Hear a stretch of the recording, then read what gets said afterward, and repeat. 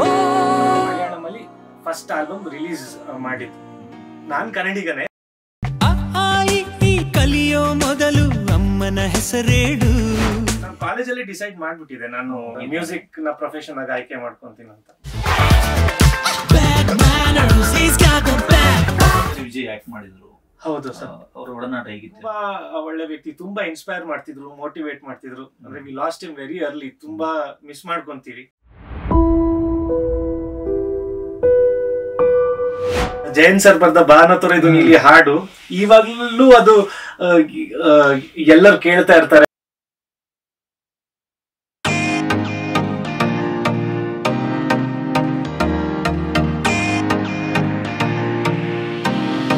ಚಿತ್ತಾರದ ಈ ಸ್ಪೆಷಲ್ ಸೆಗ್ಮೆಂಟ್ಗೆ ನಿಮಗೆ ಆತ್ಮೀಯ ಸ್ವಾಗತ ಸರ್.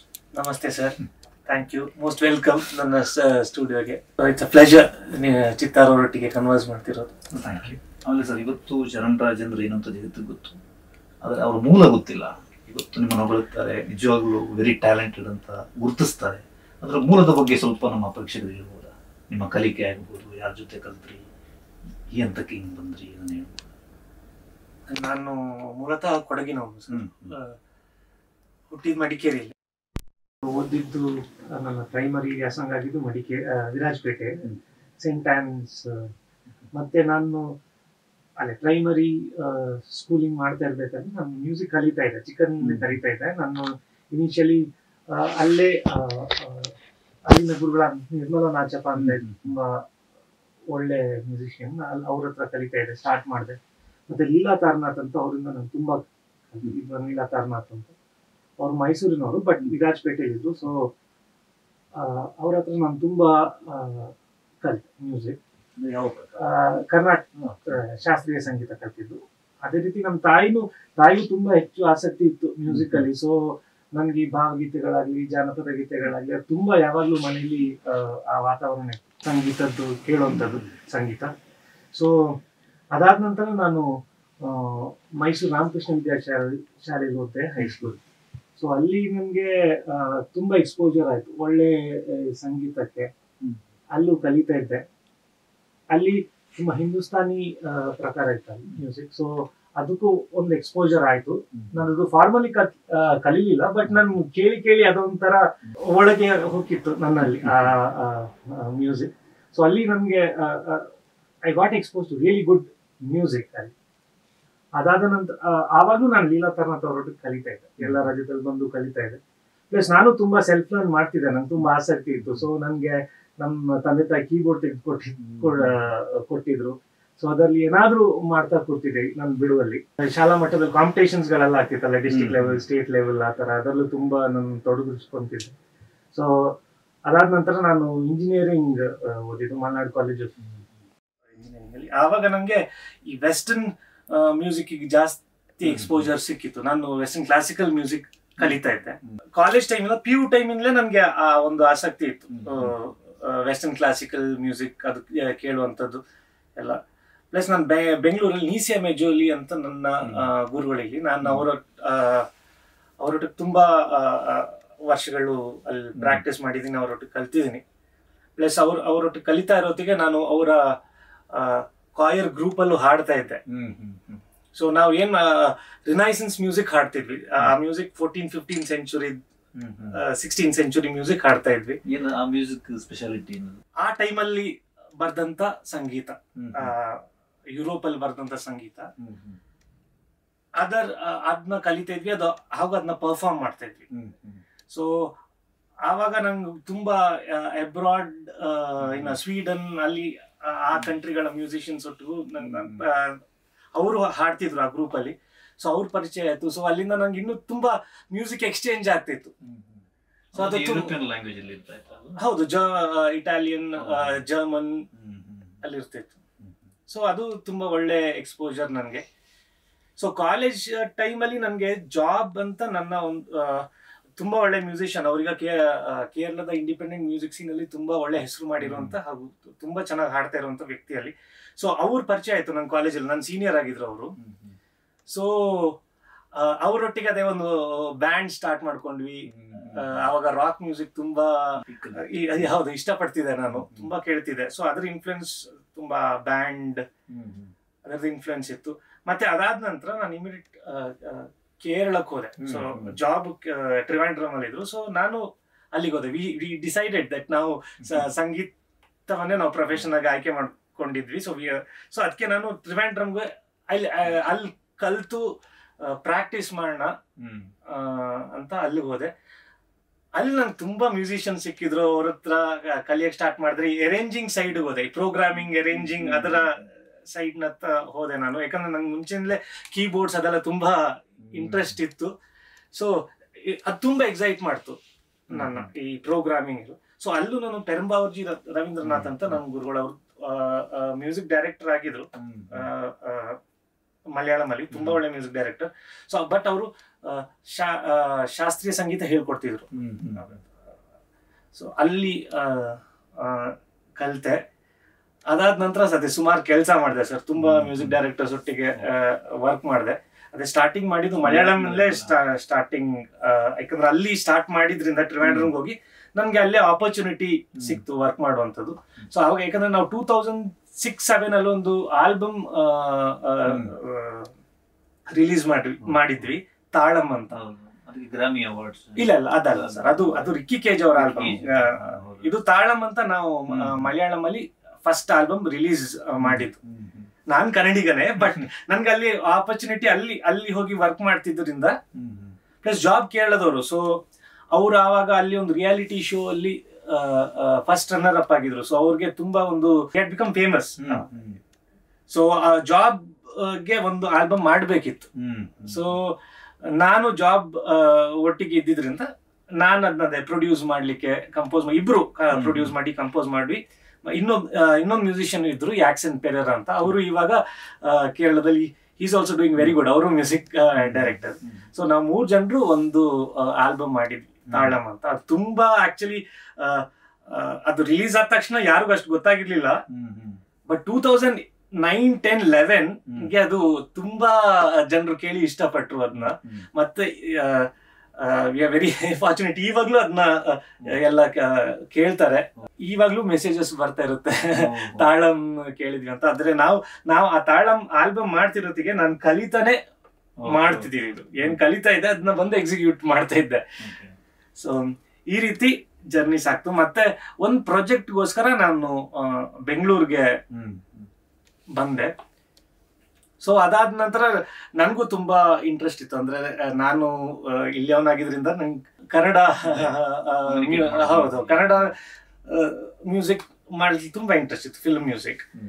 ಫಿಲ್ಮ್ ಮ್ಯೂಸಿಕ್ ಬರೋಕ್ಕಿಂತ ಮುಂಚೆ ನಾನು ಅಡ್ವರ್ಟೈಸ್ಮೆಂಟ್ ಮ್ಯೂಸಿಕ್ ತುಂಬಾ ಪ್ರೊಡ್ಯೂಸ್ ಮಾಡಿದ್ದೀನಿ, ಜಿಂಗಲ್ಸ್ ತುಂಬಾ ಪ್ರೊಡ್ಯೂಸ್ ಮಾಡಿದ್ದೀನಿ, ಕಾರ್ಪೊರೇಟ್ ಮ್ಯೂಸಿಕ್ ಎಲ್ಲ. ಸೊ ಆ ಟೈಮಲ್ಲಿ ನಂಗೆ ರಿಕ್ಕಿ ಕೇಜ್ ಅವ್ರ ಪರಿಚಯ ಆಯ್ತು. ಸೊ ಅವರು ನನ್ನ ಮೆಂಟರ್ ಅಂತ ಹೇಳ್ಬೋದು. ನಂಗೆ ತುಂಬಾ ಎನ್ಕರೇಜ್ ಮಾಡಿದ್ದಾರೆ, ತುಂಬಾ ಸಪೋರ್ಟ್ ಮಾಡಿದ್ದಾರೆ ಅವರು. ಆಕ್ಚುಲಿ ಅವ್ರ ಮನೇಲೆ ನಾನು ಇರ್ತಿದ್ದೆ ಅವಾಗ.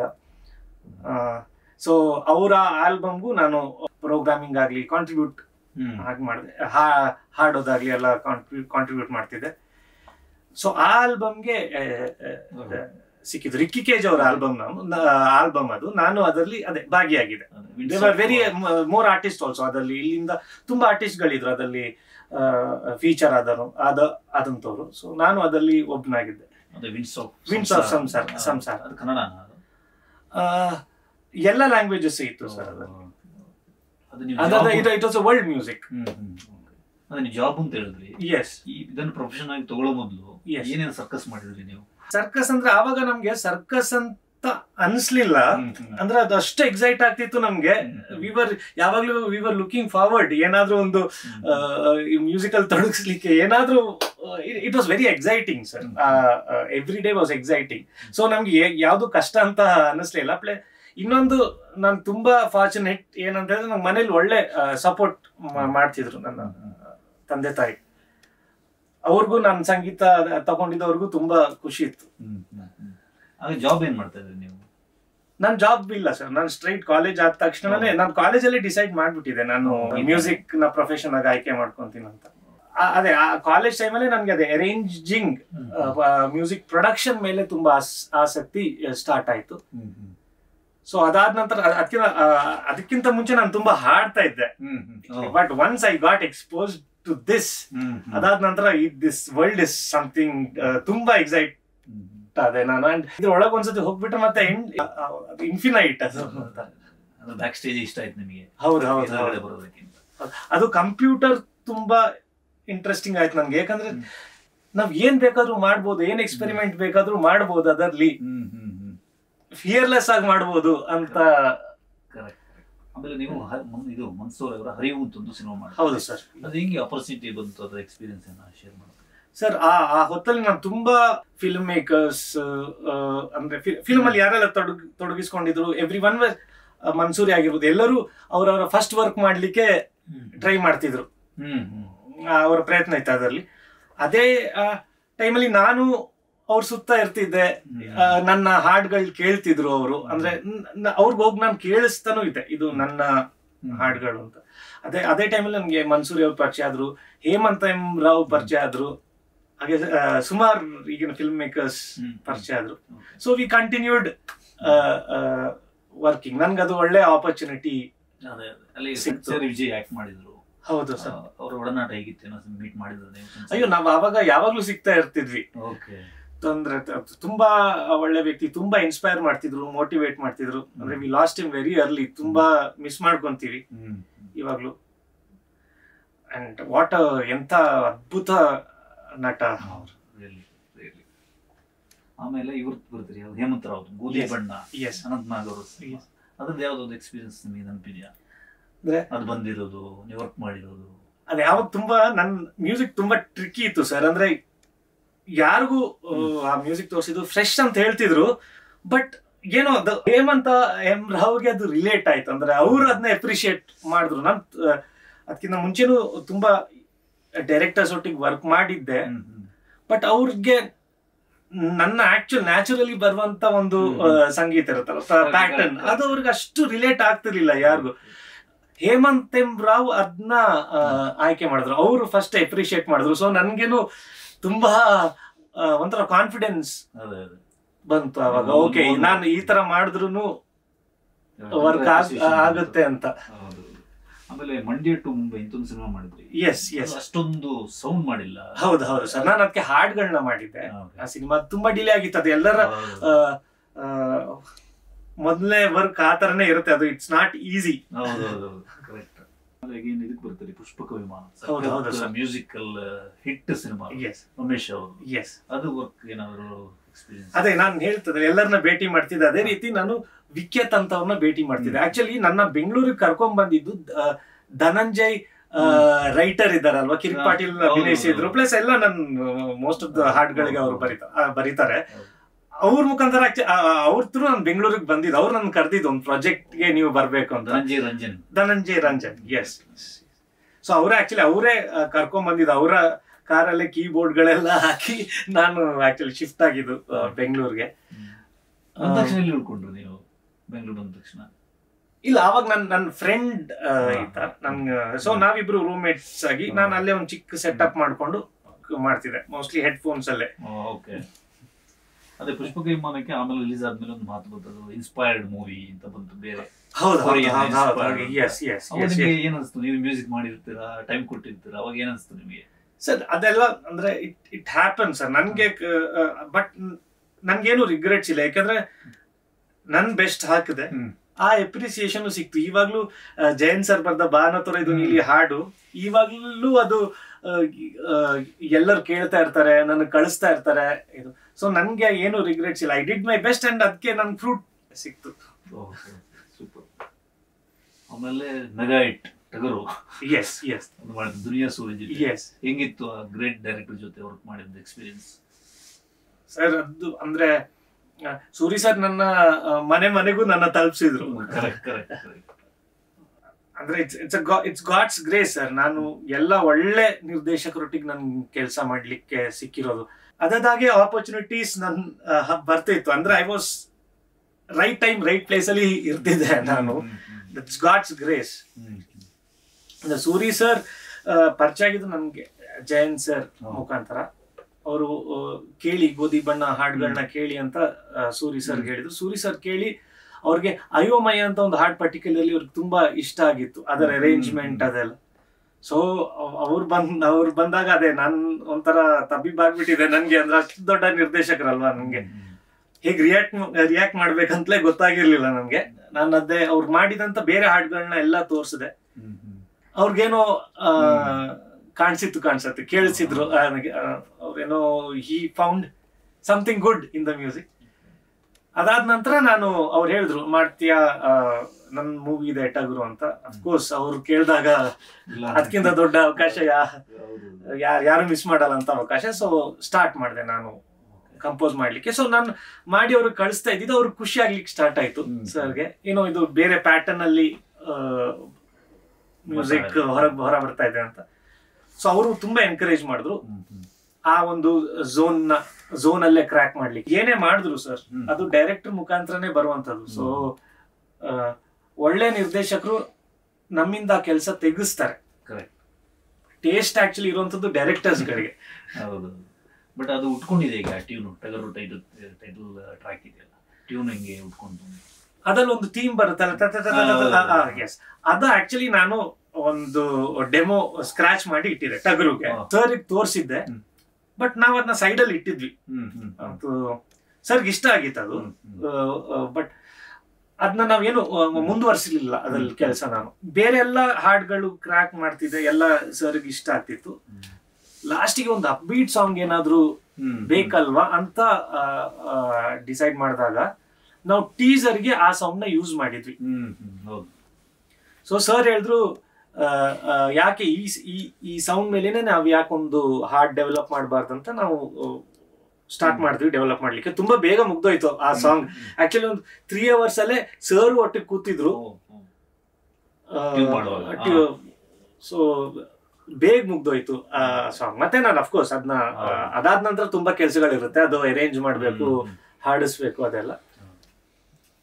ಅದೇ ನಿಮ್ಮ ಟ್ಯೂನಿಗೆ ಶಿವಣ್ಣ ಕುಣಿತಾರ ಏನ್ ಫೀಲ್ ಆಗುತ್ತೆ ನಿಮಗೆ ಸರ್? ಅಂದ್ರೆ ಅದು ನಾವು ಚಿಕ್ಕದ್ರಿಂದಲೇ ಅವ್ರನ್ನ ನೋಡ್ಕೊಂಡು ಅವ್ರನ್ನ ಆರಾಧಿಸ್ಕೊಂಡು ಬಂದಂತವ್ರು. ಸೊ ಅಂತ ಒಂದು ಅವಕಾಶ ನಮ್ಮ ಹಾಡಿಗೆ ಶಿವಣ್ಣವ್ರು ಅಭಿನಯಿಸ್ತಿದ್ದಾರೆ ಅಂತ ಹೇಳಿದ್ರೆ ಅದಕ್ಕಿಂತ ದೊಡ್ಡದೊಂದು ಆರ್ಟಿಸ್ಟ್ಗೆ ಏನಿಲ್ಲ. ಅಂದ್ರೆ it's a dream come true sir.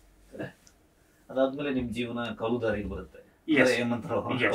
ಮಾಡ್ತೀರಾ, ಅದೇಗಿತ್ತು ಸರ್? ಕವಲುದಾರಿಗೆ ಅದೇ ಬೇರೆ ರೀತಿಯ ಒಂದು ಸೌಂಡ್ ಸ್ಕೇಪ್ ಮಾಡ್ಬೇಕಂತ ಹೇಮಂತ್ ಎಂ ರಾವ್ದು ಆಸೆ ಇತ್ತು. ಸೊ ಹೇಮಂತ್ ಎಂ ರಾವ್ ಒಟ್ಟಿಗೆ ನಾನು ತುಂಬಾ ಫಿಯರ್ಲೆಸ್ ಆಗಿ ವರ್ಕ್ ಮಾಡ್ಬೋದು. ನನ್ ಅಲ್ಲಿ ಫ್ರೆಂಡ್ಲಿ, ತುಂಬಾ ಟ್ರಸ್ಟ್ ಇದೆ, ಅಂದ್ರೆ ತುಂಬಾ ಸ್ಪೇಸ್ ಕೊಡ್ತಾರೆ. ಎಕ್ಸ್ಪೆರಿಮೆಂಟ್ ಅದ್ ವರ್ಕ್ ಆಗುತ್ತೆ ಅಂತ ಹೇಳೋ ಒಂದು ಸೆನ್ಸ್ ಅವ್ರಿಗೆ ಇದೆ ಮ್ಯೂಸಿಕ್ ಅಲ್ಲಿ. ಅವ್ರು ತುಂಬಾ ಪ್ಲಸ್ ಅವ್ರ ಸಂಗೀತದ ಟೇಸ್ಟ್ ತುಂಬಾ ಚೆನ್ನಾಗಿದೆ. ಸೊ ಅವ್ರು ನನ್ಗೆ ಎಲ್ಲ ಮೂವಿಗಳಕ್ಕಿಂತ ಮುಂಚೆನೆ ಅವರು ಒಂದು ಇಷ್ಟು ಹಾಡ್ಗಳನ್ನ ಪ್ರಿಪೇರ್ ಮಾಡಿ ಇದನ್ನ ಕೇಳಿದ್ರೆ ನಿಮ್ಗೆ ಆ ಝೋನ್ಗೆ ಹೋಗ್ಬೋದಂತ, ಅಂದ್ರೆ ಅವರೇ ಅದೊಂದು ತಯಾರಿ ಇರುತ್ತೆ ನಮ್ಗೆ ಹಾಡ್ಗಳು ಕಂಪೋಸ್ ಮಾಡೋಕ್ಕಿಂತ ಮುಂಚೆ ಈ ಪ್ಯಾಲೆಟ್ ಅಲ್ಲಿ ನಾವು ವರ್ಕ್ ಮಾಡ್ಬೇಕು ಅಂತ. ಸೊ ಅದೇ ರೀತಿ ಕವಲುದಾರಿನೂ ಹಾಗೆ ಆಗಿರುವಂತದ್ದು. ಬಟ್ ಆ ಟೈಮಲ್ಲಿ PRK ಪ್ರೊಡಕ್ಷನ್ ಅವರ ಸಪೋರ್ಟ್ ಸಿಕ್ತು. ಸೊ ಅದರಿಂದ ನಮ್ಗೆ ಹೊರಗಡೆ ಎಲ್ಲ ಆರ್ಕೆಸ್ಟ್ರೇಟ್ ಮಾಡುವಂತ ಒಂದು ಒಳ್ಳೆ ಆಪರ್ಚುನಿಟಿ ಸಿಕ್ತು. ಸೊ ನಾವು ಆರ್ಕೆಸ್ಟ್ರಾ ಎಲ್ಲ ರೆಕಾರ್ಡ್ ಮಾಡಿದ್ದು ಮೆಸಡೋನಿಯಾದಲ್ಲಿ. Orchestral plus lot of electronic synthesizer sounds use ಮಾಡಿದ್ವಿ. ಅದ್ ನಂಗೆ ತುಂಬಾ ಮುಂಚೆಯಿಂದಲೂ ಆಸಕ್ತಿ ಇತ್ತು, ಬಟ್ ನೋಡ್ತಿದ್ದೆ ಯಾವ ಪ್ರಾಜೆಕ್ಟ್ ಅಲ್ಲಿ ಅದು ಯೂಸ್ ಮಾಡ್ಬೋದು ಅಂತ. ಸೊ ಹೇಮಂತ್ ಅವರು ಅದೇ ಸಮಯಕ್ಕೆ ಆ ಐಡಿಯಾ ಬಂದಿದ್ದು ಹೇಮಂತಿಂದ. ಸೊ ನನ್ಗೆ ಅದೊಂದು ಒಳ್ಳೆ ಚಾನ್ಸ್ ಇತ್ತು ಈ ರೀತಿಯ ಒಂದು ಸೌಂಡ್ಸ್ ನ ತೋರಿಸ್ಲಿಕ್ಕೆ.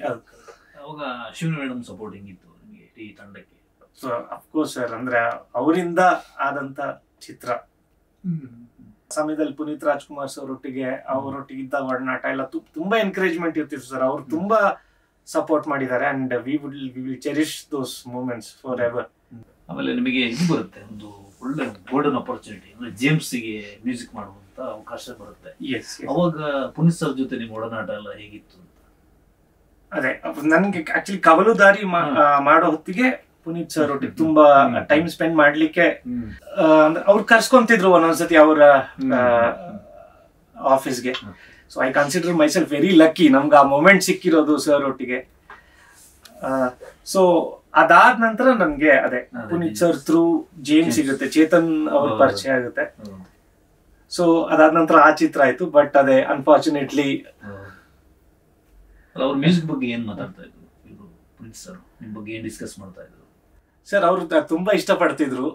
ಅಂದ್ರೆ ಜನರಲಿ ಹಾಡ್ ಮ್ಯೂಸಿಕ್ ಅಂದ್ರೆ ಅವ್ರಿಗೆ ತುಂಬಾ ಇಷ್ಟ. ಸೊ ತುಂಬಾ ಅಪ್ರಿಶಿಯೇಟ್ ಮಾಡ್ತಿದ್ರು, ತುಂಬಾ ಎನ್ಕರೇಜ್ ಮಾಡ್ತಿದ್ರು. ಒಂಥರ ನಮ್ಗೆ ಎಷ್ಟು ಶಕ್ತಿ ಸಿಕ್ತಿತ್ತಂದ್ರೆ ಅದರಿಂದ ಇನ್ನೇನೋ ಮಾಡ್ಬೇಕು, ಒಳ್ಳೆ ಸಂಗೀತ ನೀಡ್ಬೇಕಂತ ಒಂದು ಯಾವಾಗ ಆ ಒಂದು ಸ್ಫೂರ್ತಿ.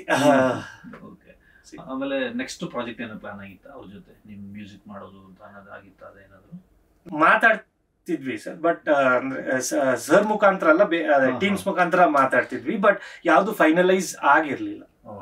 ಅಂದ್ರೆ ಅವ್ರು ಆಕ್ಟ್ ಮಾಡೋ ಸಿನಿಮಾಗಳು ಎಸ್, ಯಾವ್ದು ಅಂದ್ರೆ ಫೈನಲ್ ಯಾವ್ದು ಆಗಿರ್ಲಿಲ್ಲ. ಡೈರೆಕ್ಟರ್ಸ್ ಗಳು ಅದೇ ಮಾತಾಡಿದ್ರು ಅಷ್ಟೇ. ಅಂದ್ರೆ ಯಾವ ಡೈರೆಕ್ಟರ್ ಅಂತ ಅಂದ್ರೆ ಆವಾಗ ಆಕ್ಚುಲಿ ನಾವು ಪ್ರಕಾಶ್ ಅವರೊಟ್ಟಿಗೆ ಒಂದು ಡಿಸ್ಕಷನ್ ಮಾಡಿದ್ವಿ. ಅಂದ್ರೆ ಪುನೀತ್ ಸರ್ ಆಕ್ಟ್ ಮಾಡೋದು ಅಂತ? ಹೌದು ಸರ್. ಪ್ರಾಜೆಕ್ಟ್ ಆಗಿಲ್ಲ, ಅದಾಗಿಲ್ಲ. ಅಂದ್ರೆ ಜೇಮ್ಸ್ ಆಗುವ ಅದೇ ಟೈಮಲ್ಲೇ. ಆಮೇಲೆ ಈಗ ಏನಾಗಿದೆ ಅಂದ್ರೆ, ಈಗ ಚರಣರಾಜ್ ಸರ್ ಹೆಂಗಂದ್ರೆ ಈಗ ಸ್ಟಾರ್ಗಳಿಗೆ ಮಾತ್ರ ಮ್ಯೂಸಿಕ್ ಮಾಡ್ತಾರೆ, ದೊಡ್ಡ ದೊಡ್ಡ ಪ್ರಾಜೆಕ್ಟ್ ಮಾತ್ರ ಮಾಡ್ತಾರೆ. ಹಂಗಿರೋ ಹೊಸಬ್ರು ನಿಮ್ಮನ್ನ ಹೆಂಗೆ ಅಪ್ರೋಚ್ ಮಾಡೋದು? ಕತೆ ಯಾವ್ದು ಚೆನ್ನಾಗಿರುತ್ತೆ, ಪ್ಲಸ್ ಡೈರೆಕ್ಟರ್ ಒಟ್ಟಿಗೆ ನನ್ನ ಒಂದು ಆ ವೈಬ್ ಹೇಗಿರುತ್ತೆ ಅದ್ರ ಮೇಲೆನೆ. ನಾನು ಆಕ್ಚುಲಿ ತುಂಬಾ ಹೊಸ ಸಿನಿಮಾಗಳನ್ನ ಮಾಡ್ತಾ ಇದ್ದೀನಿ, ಯಾಕಂದ್ರೆ ನನ್ಗೆ ಅದು ತುಂಬಾ ಇಂಪಾರ್ಟೆಂಟ್ ಸರ್. ಅದರಲ್ಲಿ ನನಗೂ ತುಂಬಾ ವರ್ಕ್ ಮಾಡುವಂತ ಒಂದು ಅವಕಾಶ ಇರುತ್ತೆ. ಈಗ ಮಾರ್ನಮಿ ಹೊಸಬ್ರದ್ದೆ, ಫೈರ್ ಫ್ಲೈ ಹೊಸಬ್ರದ್ದೆ. ಈಗ ಸ್ಟಾರ್ ಸಿನಿಮಾ ಅಜ್ಞಾತವಾಸಿ ಮಾಡ್ತಿದ್ದೀನಿ, ಅದು ತುಂಬಾ ಒಂದು ಒಳ್ಳೆ ಸ್ಪೇಸ್ ಅಲ್ಲಿ ಇರುವಂತ ಸಿನಿಮಾ. ಸೊ ಹೊಸಬ್ರು ನಿಮ್ಮನ್ನ ಧಾರಾಳವಾಗಿ ಅಪ್ರೋಚ್ ಮಾಡಬಹುದು. Of course sir. ಅಂದ್ರೆ ಎಲ್ಲ ಒಳ್ಳೆ ಕಥೆಗಳಿಗೆ ಓಪನ್ ಆಗಿದ್ದೀನಿ, ಎಲ್ಲ ಹೊಸ ತಂಡಗಳಿಗೂ ಓಪನ್ ಆಗಿದ್ದೀನಿ. ನೀವೊಂದು ಚೂಸ್ ಮಾಡಬೇಕಿದ್ರೆ ಬಜೆಟ್ ಬಿಟ್ಟು, ನಿಮ್ಮ ಬಜೆಟ್ ಬಿಟ್ಟು ಬೇರೆ ಹೆಂಗೆ ಆಯ್ಕೆ ಮಾಡ್ತೀರಿ? ಒಂದು ತಂಡನಾಗಿರ್ಬೋದು, ಒಂದು ಕಥೆನಾಗಿರ್ಬೋದು. ಸರ್ ಅದೇ ಕಥೆ ಮತ್ತೆ ಆ ಪ್ಯಾಷನ್, ತಂಡದ ಪ್ಯಾಷನ್ ಹೇಗಿದೆ ಅದನ್ನ ಅಚೀವ್ ಮಾಡ್ಲೇಬೇಕಂತ ಇರುತ್ತಲ್ವಾ. ಅಂದ್ರೆ ಅದು ನಮ್ಮನ್ನದು ಮೋಟಿವೇಟ್ ಮಾಡುತ್ತೆ. ಅಂದ್ರೆ ಎಸ್, ಪ್ಲಸ್ ಏನು ಅಂತ ಹೇಳಿದ್ರೆ ಸರ್, ಇವಾಗ ಬರುವಂತ ಹೊಸ ಡೈರೆಕ್ಟರ್ಸ್ ತುಂಬಾ ಒಳ್ಳೆ ಸಿನಿಮಾಗೆ ಎಕ್ಸ್ಪೋಸ್ ಆಗಿದ್ದಾರೆ, ಎಲ್ಲ ಕಂಟೆಂಟ್ ವರ್ಲ್ಡ್ ವೈಡ್ ಎಕ್ಸ್ಪೋಸ್ ಆಗಿದ್ದಾರೆ, ತುಂಬಾ ಒಳ್ಳೆ ಐಡಿಯಾಸ್ ಗಳೊಟ್ಟಿಗೆ ಬರ್ತಾ ಇದ್ದಾರೆ. ಸೊ ನಮಗೂ ಅದು ಚಾಲೆಂಜಿಂಗ್ ಆಗಿರುತ್ತೆ. ನಮಗೂ ನಾವು ಮುಂಚೆ ಮಾಡಿದಂತ ಕೆಲಸ ಬಿಟ್ಟು ಹೊಸದಾಗಿ ಏನೋ ಮಾಡುವಂತ ಅವಕಾಶಗಳಿರುತ್ತೆ. ಹೌದು, ನಮ್ಗದ್ ಗೊತ್ತೇ ಆಗಲ್ಲ ಸರ್. ನಾವು we will be repeating ourselves. But ಆ ಪ್ಯಾಟರ್ನ್ ಗಳನ್ನ ಬ್ರೇಕ್ ಮಾಡಿ ಹೊಸದಾಗಿ ಏನಾದ್ರೂ ಮಾಡುವಂತದ್ದೇ ಚಾಲೆಂಜ್. ಅಂಡ್ ಅದಕ್ಕೆ ಅಬ್ವಿಯಸ್ಲಿ ಅದಕ್ಕೂ ಟೈಮು ತಗೊಳುತ್ತೆ, ಯಾಕಂದ್ರೆ ಲರ್ನಿಂಗ್ ಅಂಡ್ ಅನ್ಲರ್ನಿಂಗ್ ಆ ಸೈಕಲ್ ಇರ್ಲೇಬೇಕು.